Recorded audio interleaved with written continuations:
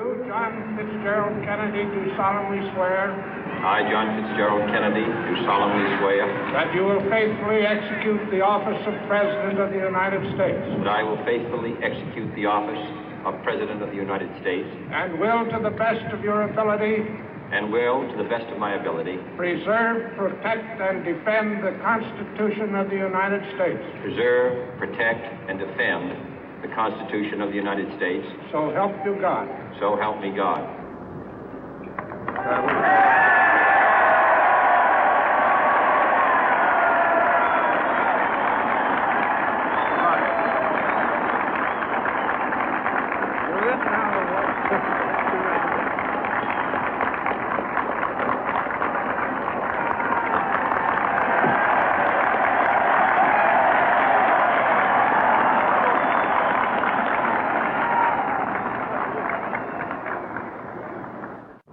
Vice President Johnson, Mr. Speaker, Mr. Chief Justice, President Eisenhower, Vice President Nixon, President Truman, Reverend clergy, fellow citizens. We observe today not a victory of party, but a celebration of freedom, symbolizing an end as well as a beginning, signifying renewal as well as change. For I have sworn before you and Almighty God the same solemn oath our forebears prescribed nearly a century and 3/4 ago. The world is very different now, for man holds in his mortal hands the power to abolish all forms of human poverty and all forms of human life. And yet the same revolutionary beliefs for which our forebears fought are still at issue around the globe. The belief that the rights of man come not from the generosity of the state, but from the hand of God. We dare not forget today that we are the heirs of that first revolution. Let the word go forth from this time and place to friend and foe alike that the torch has been passed to a new generation of Americans born in this century, tempered by war, disciplined by a hard and bitter peace, proud of our ancient heritage, and unwilling to witness or permit the slow undoing of those human rights to which this nation has always been committed and to which we are committed today at home and around the world.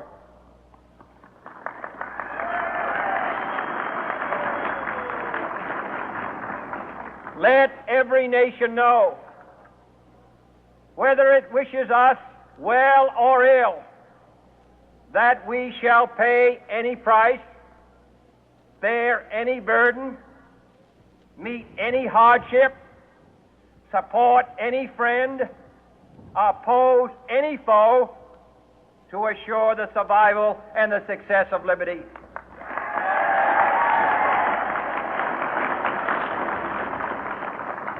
This much we pledge and more. To those old allies whose cultural and spiritual origins we share, we pledge the loyalty of faithful friends. United, there is little we cannot do in a host of cooperative ventures. Divided, there is little we can do, for we dare not meet a powerful challenge at odds and split asunder. To those new states whom we welcome to the ranks of the free, we pledge our word that one form of colonial control shall not have passed away merely to be replaced by a far more iron tyranny. We shall not always expect to find them supporting our view, but we shall always hope to find them strongly supporting their own freedom, and to remember that in the past, those who foolishly sought power by riding the back of the tiger ended up inside.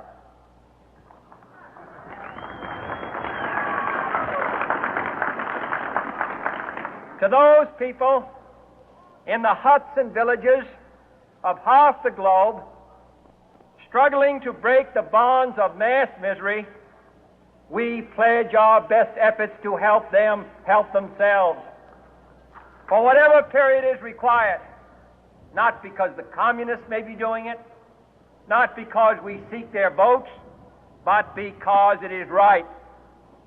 If a free society cannot help the many who are poor, it cannot save the few who are rich.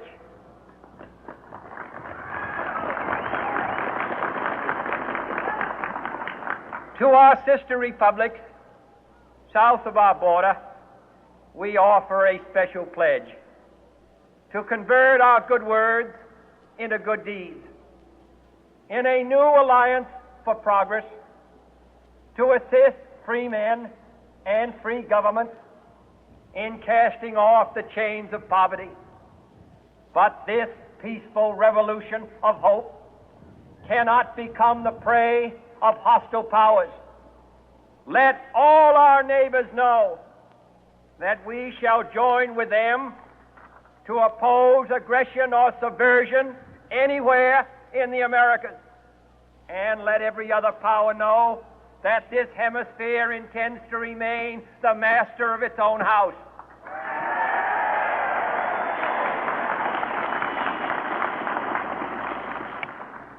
To that World Assembly of Sovereign States, the United Nations, our last best hope, in an age where the instruments of war have far outpaced the instruments of peace, we renew our pledge of support to prevent it from becoming merely a forum for invective, to strengthen its shield of the new and the weak, and to enlarge the area in which its writ may run.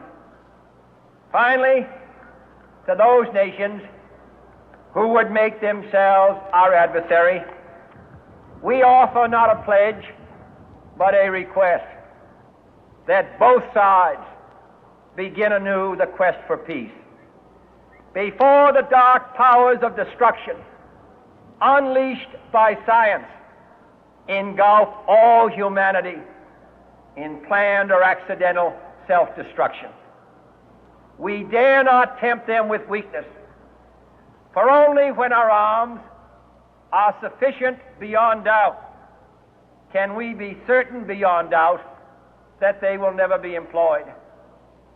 But neither can two great and powerful groups of nations take comfort from our present course, both sides overburdened by the cost of modern weapons, both rightly alarmed by the steady spread of the deadly atom, yet both racing to alter that uncertain balance of terror that stays the hand of mankind's final war. So let us begin anew, remembering on both sides that civility is not a sign of weakness, and sincerity is always subject to proof. Let us never negotiate out of fear, but let us never fear to negotiate.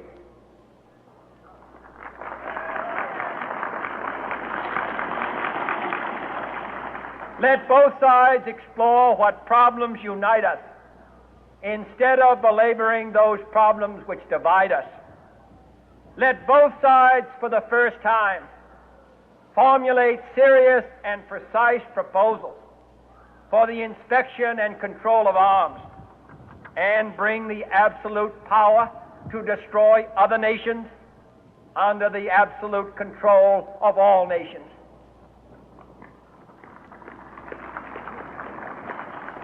Let both sides seek to invoke the wonders of science instead of its terrors.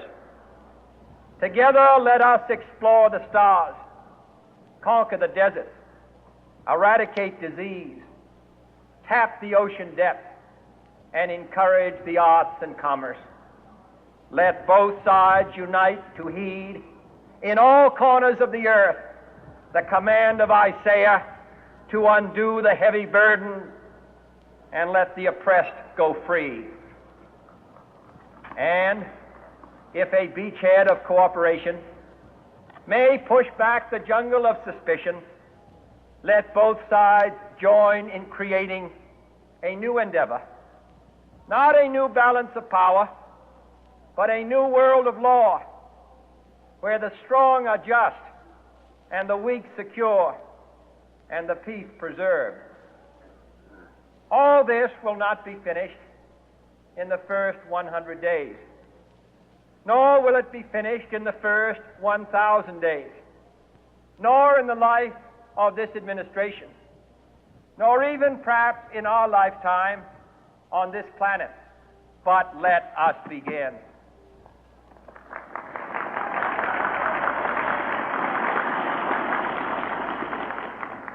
In your hands, my fellow citizens, more than mine, will rest the final success or failure of our course.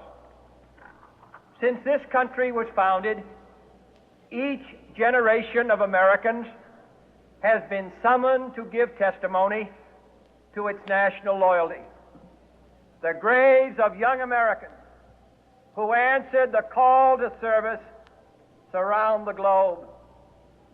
Now the trumpet summons us again, not as a call to bear arms, though arms we need, not as a call to battle, though in battle we are, but a call to bear the burden of a long twilight struggle, year in and year out, rejoicing in hope, patient in tribulation, a struggle against the common enemies of man, tyranny, poverty, disease, and war itself.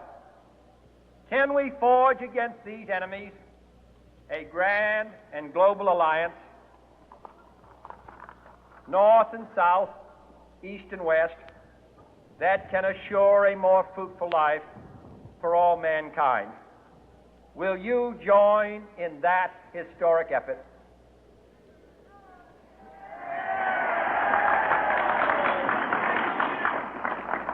In the long history of the world, only a few generations have been granted the role of defending freedom in its hour of maximum danger. I do not shrink from this responsibility. I welcome it.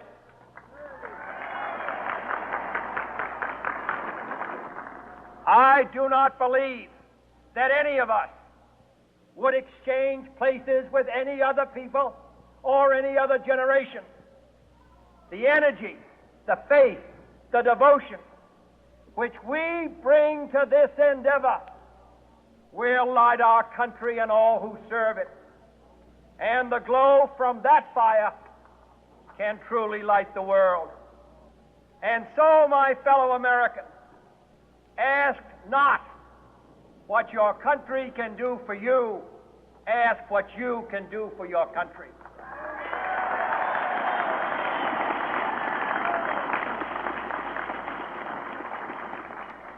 My fellow citizens of the world, ask not what America will do for you, but what together we can do for the freedom of man.